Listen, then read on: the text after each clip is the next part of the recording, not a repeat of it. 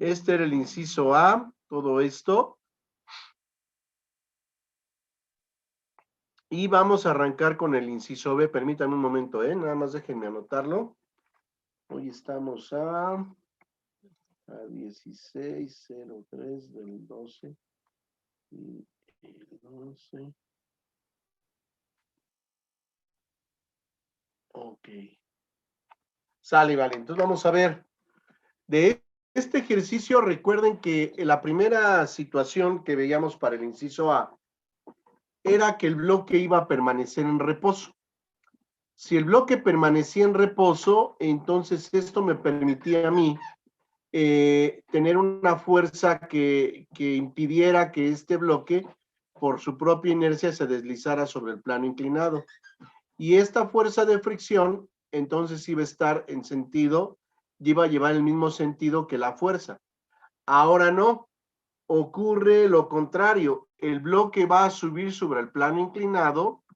Si sube sobre el plano inclinado, para mí este es el eje X, este es el eje Y, y recuerden que la fuerza de fricción siempre se va a oponer al sentido del movimiento que lleva el bloque o el cuerpo en particular. Entonces el bloque va hacia la derecha, la fuerza de fricción tiene que estar hacia la izquierda. La normal, aquí está, tiene que ser perpendicular a las dos superficies de contacto. Aquí no se alcanza a percibir como en el esquema, pero recuerden que aquí estaban las dos superficies de contacto y por lo tanto la normal iba a ser perpendicular a ellas dos. Para este caso en particular, aquí tenemos que el peso vale 248 grados. ¿Por qué? Porque aquí el plano inclinado vale 22, por lo tanto este es 68, aquí un ángulo de 90. La suma de los ángulos internos vale 180. Por lo tanto, retomando lo que ya habíamos revisado con antelación, permítanme, a ver, vamos a ver, acá está. Tenemos que para el peso, este es 90, 180 y el cachillo que está aquí, entonces quiere decir que esto equivale a 248 grados como un ángulo medido en sentido antihorario.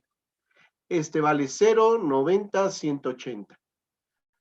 La aceleración va a ser de 0, ¿por qué? Porque me estaban indicando que la velocidad con la cual sube el bloque va a ser constante. Y cuando hay una velocidad constante, entonces la aceleración prácticamente va a ser de 0. Entonces, parto del hecho de realizar igual como lo hemos trabajado, la sumatoria de fuerzas en X. Bueno, segunda ley de Newton, ¿no? Fuerza es igual a masa por aceleración. Vamos a ver. Y primero voy a realizar la sumatoria bueno, lo correspondiente a la sumatoria de fuerzas en X, pero déjenme reducir esto. Ahí está. Entonces ahí está, chavos. Entonces, fuerza es igual a masa por aceleración. Sumatoria de fuerzas en X es igual a masa por aceleración en X. Pero aquí vamos a anexarle algo, a ver si lo podemos anexar, porque siento que ahí faltó. Vamos a ver aquí. Tenemos que la sumatoria, este sí lo voy a repetir, no, este lo voy a bajar aquí. Y de aquí es donde voy a hacer la consideración. Tenemos que la suma de fuerzas en X, en el eje X, va a ser igual a la masa por la aceleración en el eje de las X. Pero en el eje de las X, el cuerpo va a velocidad constante. Si va a velocidad constante, entonces la aceleración, ¿cuánto va a valer? Pues vale 0. Y si vale 0, m por 0 me queda al final 0. ¿Qué fuerzas voy a considerar aquí? Vamos a ver. De acuerdo al esquema que está aquí, tengo entonces que F por coseno de 0 grados, fuerza de fricción por coseno de 180, y el peso, me interesa a mí la componente en X que está aquí sobre el eje X negativo, va a ser mg por coseno de 248 grados. solamente es un bloque y su masa es 7.96 kilogramos. Entonces me queda coseno de 0 es 1, coseno de 180 menos 1, entonces me queda menos fuerza de fricción, y coseno de 248 grados menos 0.3746 m por g, considerando que el peso va a ser igual a m por g, que es el que está aquí. Vamos a cambiarle aquí un poquito, vamos a ponerle W para que quede claro qué fue lo que hicimos, considerando que W es igual a mg. A ver si me da el... Ajá. A ver.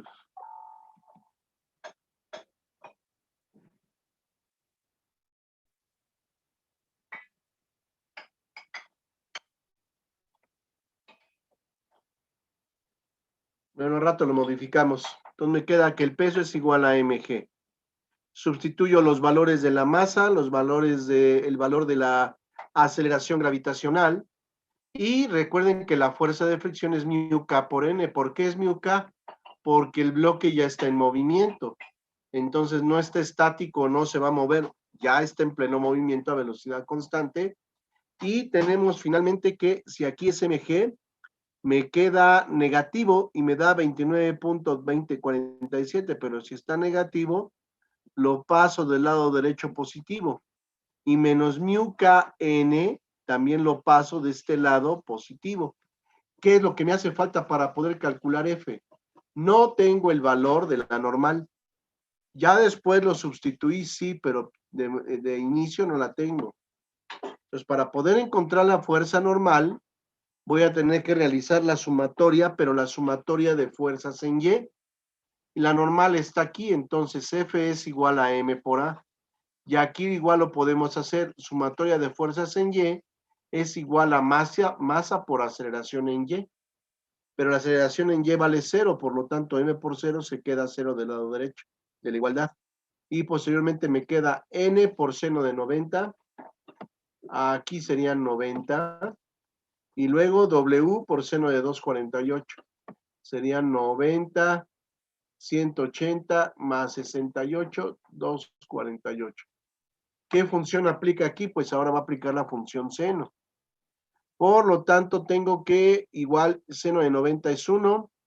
Todo esto que está con signo positivo lo paso del lado derecho como negativo. Entonces me va a quedar seno de 248 menos W. Entonces me queda seno de 248, que va a ser negativo.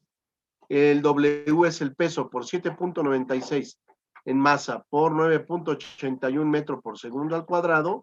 Me va a dar un valor de normal, que es la fuerza que ejerce el plano inclinado sobre el bloque y va a estar dirigida hacia arriba. La normal vale 72.401 y este es el valor de la normal. No hay más. De la fuerza, perdón. Previo cálculo de la normal. ¿Dudas hasta ahorita, muchachos? No, profe. ¿Lo van a copiar, chavos? Sí. Sale, vale. Sí, profe. Gracias.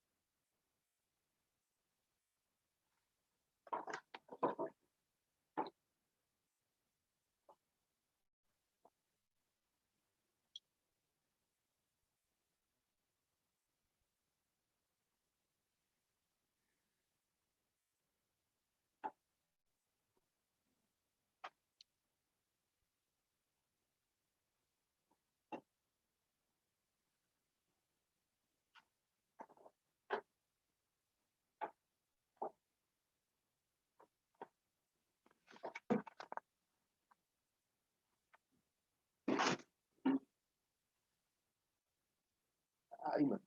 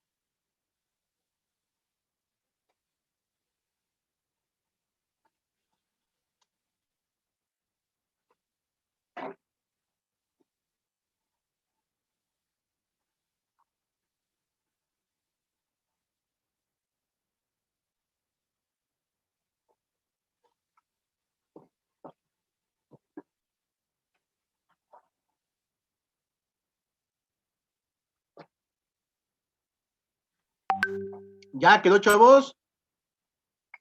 Ya, profe. Sale y vale. Entonces ahora vámonos con la parte de movimiento circular, que igual se los pasé ya en esta presentación que les subí. Vamos a ver ya lo referente a movimiento circular, en qué consiste. Y vamos primero a hacer una analogía con respecto a, hay un ejercicio aquí también ya está resuelto. Si le quieren echar un ojo, chavos, igual es del Resnick, ya está aquí resuelto los procedimientos, todos los diagramas de cuerpo libre, etcétera. Y aquí hay otro, déjenme nada más moverle aquí.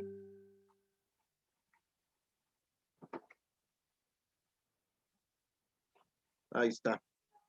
Y aquí hay otro también,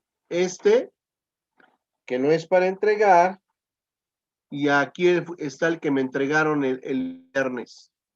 Muy bien. Y esta presentación contempla también ya circular. Aquí está movimiento circular. Ahí está. Vamos a ver en qué consiste esto de movimiento circular. Y está directamente relacionado con movimiento rectilíneo uniforme. Vamos a ver ahorita cómo se relaciona uno con otro. Déjenme incrementar aquí la... Ahí está.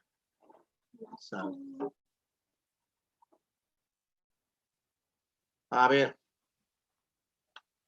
Cuando revisamos movimiento rectilíneo uniforme, habíamos establecido que partimos de un punto A, parto de un punto A inicial, llego a un punto B, y una característica importante de este movimiento es que la partícula va a realizar una trayectoria recta. Va a realizar una trayectoria recta y realiza distancias iguales en tiempos iguales. ¿Qué quiere decir esto? La velocidad para mí en un MRU, vamos a poner aquí, MRU, movimiento rectilíneo uniforme, me dice que la velocidad es constante, es decir, no va a tener variación. Ahorita vamos a ver en qué consiste eso. No va a tener variaciones constante, por lo tanto, la aceleración para un MRU va a valer cero, para un MRU, perdón. Y supongamos que yo tengo una velocidad, un ejemplo, de 2 metros por segundo. Esa es la velocidad constante. Físicamente, ¿qué quiere decir esto? Aquí es como si tuviese un 1, aunque no se indica. Quiere decir que por cada segundo que transcurre,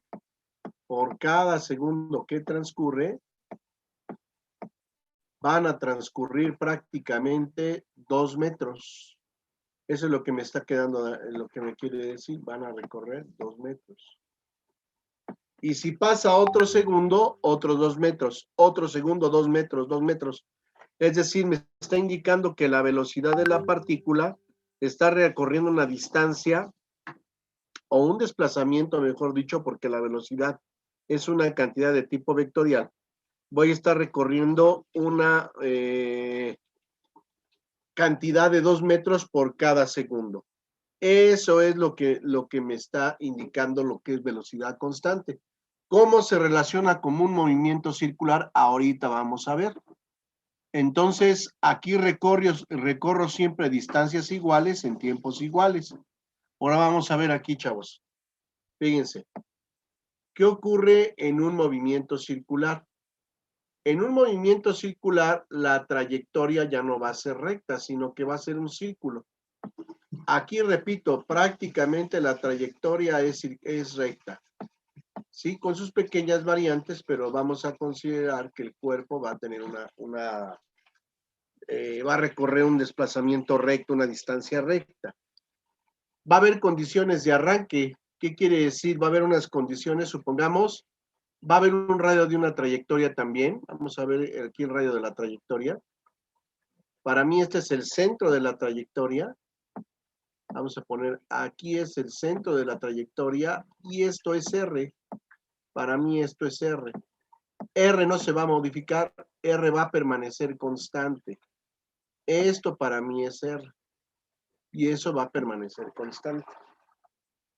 Ahora, parto entonces de unas condiciones iniciales de tiempo y en lugar de manejar distancia voy a tener un desplazamiento angular, un desplazamiento inicial o de arranque. ¿Y qué quiere decir esto? Cuando yo recorro una cierta, transcurre el tiempo y yo voy en movimiento circular y recorro esta distancia, recorro este otro desplazamiento. ¿Cuál? Este que está aquí. La misma distancia va a permanecer constante, pero viajé durante cierto tiempo y esto lo hice con una velocidad angular final. ¿Hasta ahí vamos bien, chavos? Sí, profe. La diferencia de ángulos, la diferencia en grados o radianes o revoluciones que existe entre desplazamiento angular inicial y desplazamiento final es este ángulo teta. Y este ángulo teta es lo que prácticamente la partícula que va en movimiento circular va a realizar de desplazamiento. Por ejemplo, la masa puede estar aquí. La masa o partícula puede estar aquí y viaja hasta acá. Entonces, vamos a ver estos conceptos. Fíjense. Desplazamiento angular inicial, condiciones de arranque, tiempo inicial. En segundos, condiciones de tiempo inicial. Desplazamiento angular final y tiempo final. Por lo general, estos van a ser igual a 0. Estos son 0. Los que se van a modificar va a ser el desplazamiento angular. Ahí está, es el que se va a cambiar. Por ejemplo, si la distancia, vamos a ver, chavos, de aquí a acá recorrí el ángulo que existe es de 90 grados. Quiere decir que para mí, ahí está demasiado grande, espérenme. Vamos a borrar esto.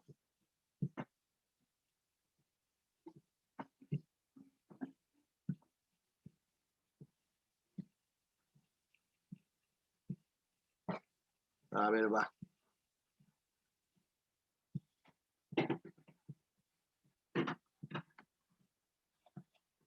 A ver, vamos a ver. Ese ángulo que existe entre teta 0 y teta final va a ser un ángulo de aproximadamente, de acuerdo a lo que sacamos, 81 grados. Ahí está. Y esos grados, o no vamos a poner en 90 para manejarlo cerrado. Vamos a manejarlo 90 aproximadamente para manejarlo cerrado.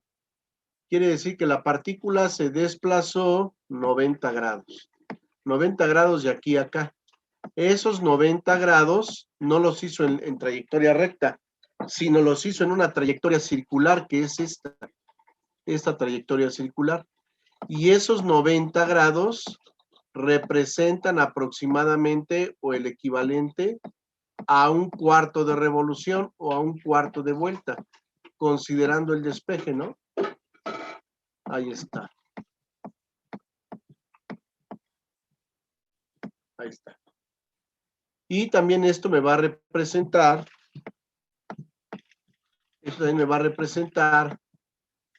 a pi sobre 2 radianes. Pi sobre 2 radianes. Es decir, 90 grados equivale a un cuarto de una vuelta completa o una revolución y equivale a la mitad de pi radianes. O sea, pi sobre 2 radianes es el equivalente a 90 grados. Y parto de un tiempo inicial de 0 y llego a un tiempo final diferente de 0 aquí. Este va a ser diferente de 0.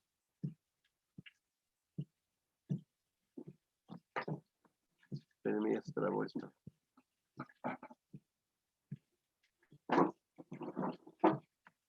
A ver, ya se trabó. Hasta ahí vamos bien, chavos, ¿no hay dudas? No, profe, todo bien. Ahora, entonces repito, no va a viajar en línea recta, sino que va a realizar una trayectoria circular, que es esta, y no va a ser en metros, ni va a ser en centímetros, va a ser en radianes o en grados, en revoluciones, o también puede ser en radianes. Vamos a ponerle aquí revolución. Puede ser una vuelta o una revolución. Vamos a manejarlo como revolución mejor, para que no nos haga, acostumbrarnos a manejar esa nomenclatura. Nada más espérenme.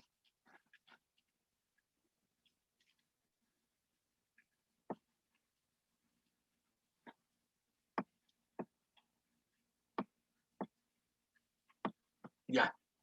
¿Preguntas, chavos, dudas? No, profe. Y bueno, No, tenemos estos parámetros, perdón. No, que no había dudas. Muy bien, tenemos estos parámetros. Estas son las condiciones de arranque y de término. Entonces, el arranque y el término. Pero vean cómo se asemeja mucho al movimiento rectilíneo uniforme. Nada más que aquí recorre ángulos iguales o desplazamientos angulares en tiempos iguales. Si la partícula recorre, fíjense bien, de las condiciones de arranque de aquí a acá, recorre 90 grados en 10 segundos, otros 90 grados en otros 10 segundos, otros 90 grados en otros 10 segundos. No puede haber cambio, siempre tiene que haber distancias iguales a tiempos iguales. Hay un parámetro que es la velocidad angular, que esta es la letra omega, no es W. Recuerden que W minúscula, ese sí es peso, pero para este caso en particular no es W, es omega. Y la velocidad angular se obtiene teta final, que es esta, menos teta inicial, entre tiempo final menos tiempo inicial. Así es como se maneja el desplazamiento angular. Déjenme moverle aquí. Ahí está. Luego, ¿qué más? La velocidad angular también se mide en 2pi por la frecuencia. Ahorita vamos a ver qué es eso. Y la velocidad angular se mide en 2pi sobre el periodo. Así, hasta ahí. ¿Van a copiar este apunte, chavos? ¿O ya lo tienen en la presentación, eh?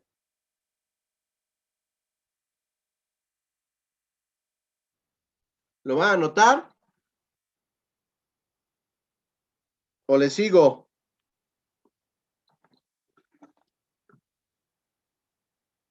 Como me guste.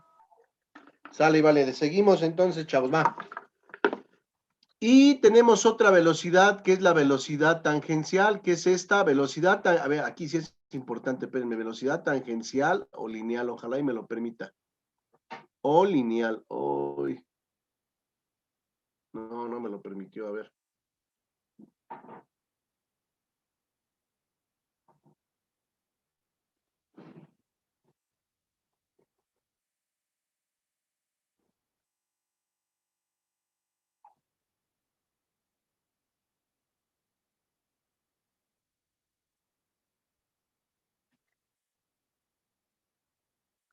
No, no me lo permito, luego lo cambio. Se llama velocidad lineal o tangencial, y esa velocidad lineal va a ser igual a la omega, velocidad angular por el radio de giro, que es este. El radio de giro va a permanecer siempre constante, no va a haber modificación. Siempre va a permanecer constante. Las unidades serían metros sobre segundo. La velocidad angular va a ser en radian sobre segundo. Otra, el radio de giro, fíjense bien, el radio de giro, ese va a permanecer siempre en metros.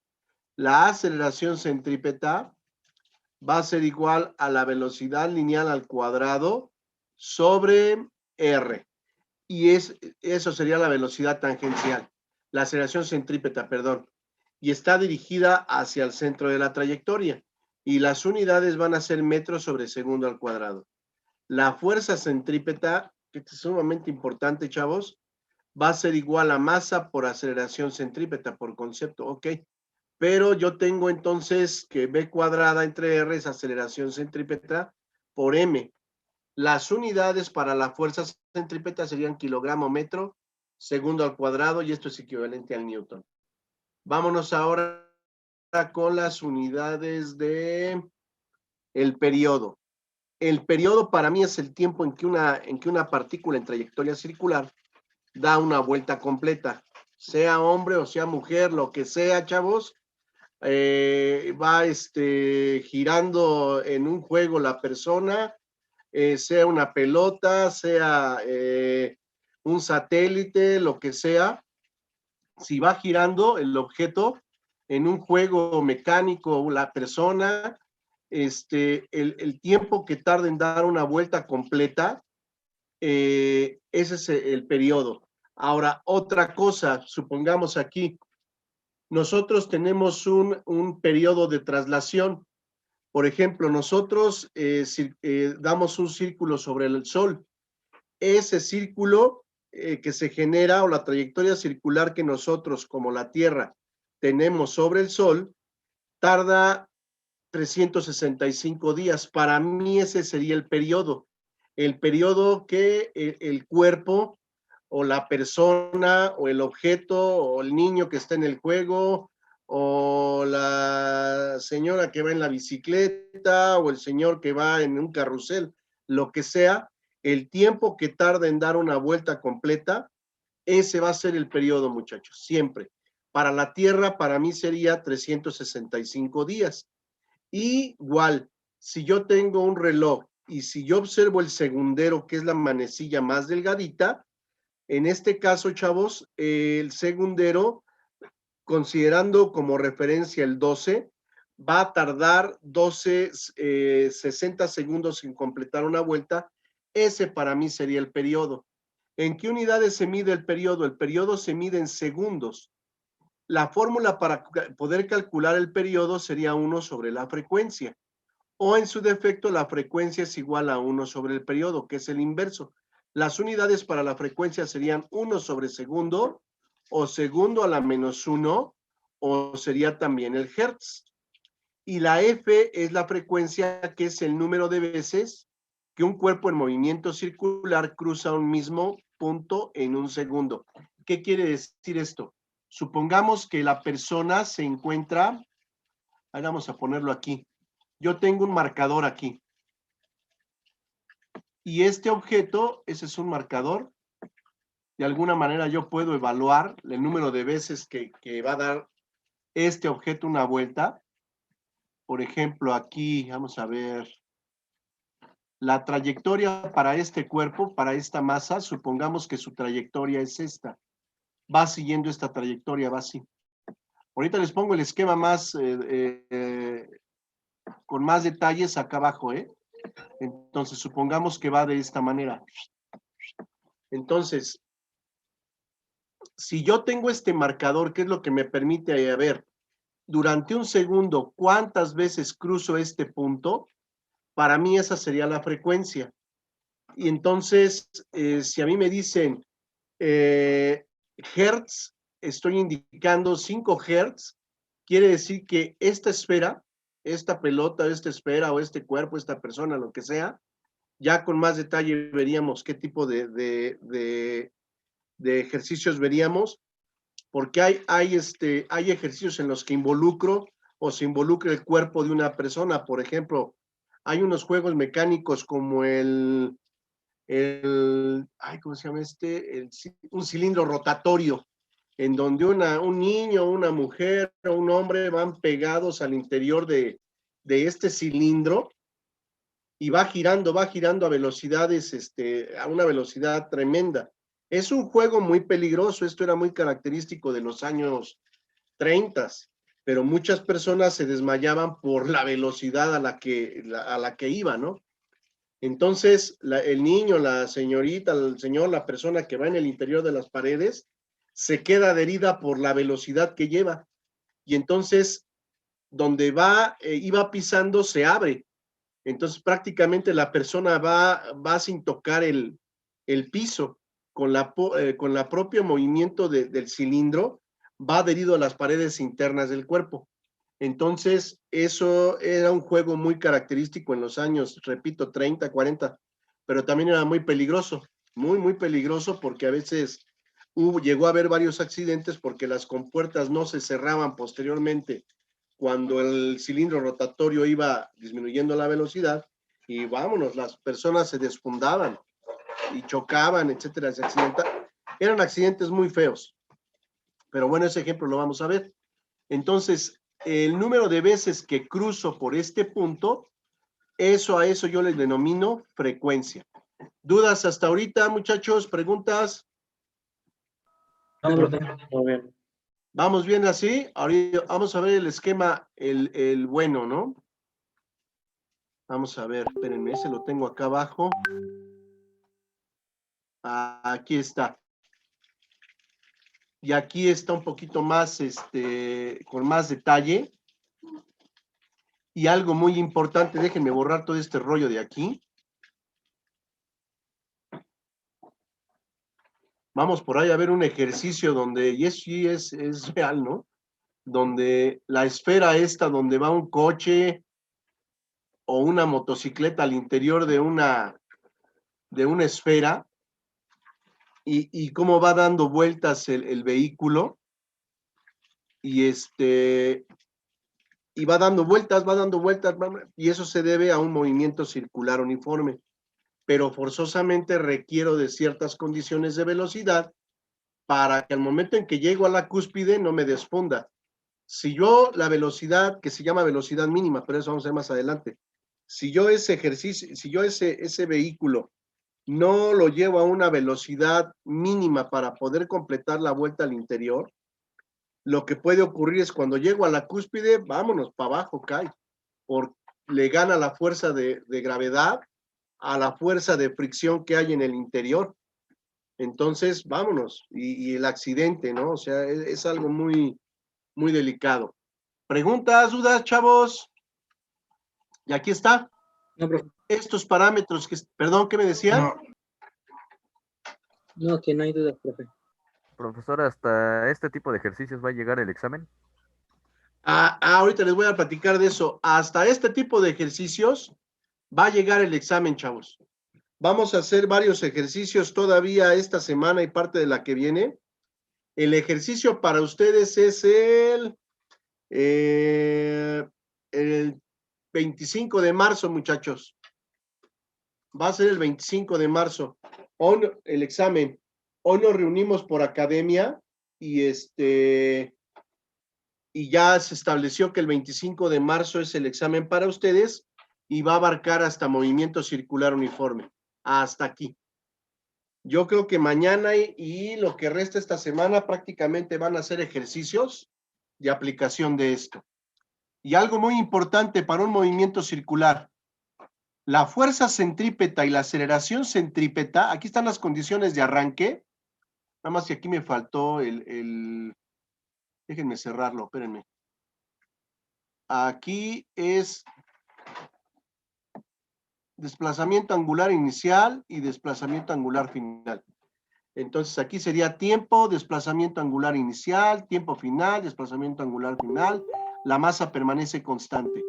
Y para este cuerpo, chavos, independiente, si va en trayectoria circular, siempre la fuerza centrípeta va hacia adentro y la aceleración centrípeta van hacia adentro, siempre van juntas. Fuerza centrípeta y aceleración centrípeta van dirigidas hacia adentro de la trayectoria. Y la velocidad lineal siempre es tangente a la trayectoria que está aquí. Por eso es que estas dos siempre son perpendiculares. Fuerza centrípeta y aceleración centrípeta son paralelas, sí, pero la fuerza centrípeta y aceleración centrípeta van a ser perpendiculares ¿a quién? Van a ser perpendiculares a la velocidad lineal o a la velocidad tangencial. Y siempre van así, siempre van juntas, chavos. Por ejemplo, en este caso, vamos a suponer que la velocidad tangencial va para acá, así. Y si el cuerpo se encuentra aquí, jóvenes, a ver, va, espérenme, aguanten. Si el cuerpo está aquí, entonces para mí, la aceleración centrípeta va para, en este punto va para acá. Ahí está, ¿no? Y la fuerza centrípeta va para acá. Ah, pero en azul, espérenme, aguanten. Esto va en azul. Este va para acá. Ahí está. Esta sería la fuerza centrípeta y esta aceleración centrípeta. ¿Y qué ángulo hay entre ellos? Va a haber un ángulo de 90 grados.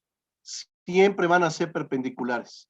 Considerando que la trayectoria para mí sería esta. ¿Preguntas, dudas? ¿No hay dudas? No, profe. ¿El ángulo siempre será de 90 grados? El ángulo entre la fuerza centrípeta y aceleración centrípeta son paralelas y van hacia el centro. Y la velocidad tangencial es siempre perpendicular a la fuerza centrípeta y aceleración centrípeta. Repito, estos ejercicios son muy interesantes porque están muy vinculados con juegos mecánicos. Y ahí, repito, aplica, ustedes se van a dar cuenta que este tipo de problemas no depende de la masa de si es un niño, si es una mujer, si es un hombre, no depende de eso, depende de otros factores, chavos, como fuerza de fricción, como la velocidad, pero no necesariamente depende de la fuerza, del peso de las personas. Ustedes verán, conforme vayamos desarrollando los ejercicios, habrá casos en los cuales no me den la masa repito, de la persona, del niño, mujer, hombre, etcétera, del objeto, no va a depender de eso. Va a depender del radio, va a depender de la velocidad tangencial, va a depender de la longitud para el péndulo cónico, la longitud de una cuerda, de eso va a depender, pero no necesariamente de la masa de la persona. ¿Dudas, preguntas, chavos? No, profe. ¿Sí quedó claro, chavos? Sí. Sí, profe. Sale y vale, entonces nos vemos, muchachos, cuídense. Y esto ya lo tienen en la, ¿cómo se llama? En Classroom.